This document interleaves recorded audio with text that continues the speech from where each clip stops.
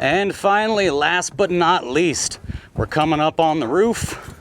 This is the very last piece we're going to be inspecting today. Now, right off the bat, I can look at this and see all of the coating is coming off. This looks like flat roll roofing underneath with some sort of asphalt coating on top. The whole thing's coming apart. Now, luckily, we saw down below that we don't have any damage to the ceiling, so now is the time to definitely get this with a new roof on it. Now, I also said when we were down below, we're going to check out these gutters. Believe it or not, these are in decent shape, with the exception that we're missing a downspout on the other end. So we do need to get a downspout added, but other than that, these gutters are not full of anything, they're not rusted, and they're actually in pretty great shape, all things considered. So, as I get up here, the first thing I'm noticing, other than those obvious patches over there, is on the edges of all these shingles, I'm seeing all this white furry stuff.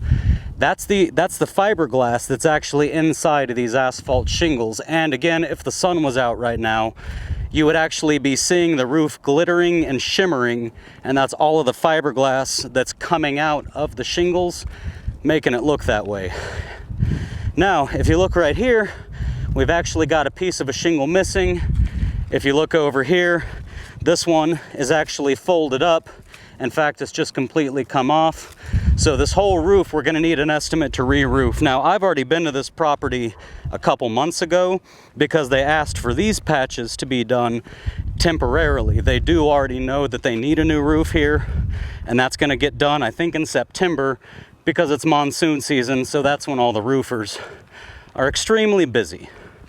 Now, all these black pipes sticking up, the black pipes are actually just vents for the wastewater system, so they don't need any caps. However, any other pipes that are going to all your exhaust fans and whatnot, they all need to have waterproof caps. Looking around here, it seems like they do all have waterproof caps, luckily. And this is going to be the vent for the water heater and the heater in the garage. So you want to go around to all of these. Here's a great example here. This one should have, number one, it should be down further. There's staples coming up. And again, we're getting a new roof on this one eventually anyways, but this needs to be a little tighter. This should have been sealed. And for example, like this one was sealed. Some of the sealant is cracking off, but you also want to check that the sealant is on these.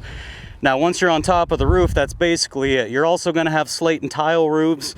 Those are much more complex to figure out, but you're going to look at those basically just to make sure things aren't broke.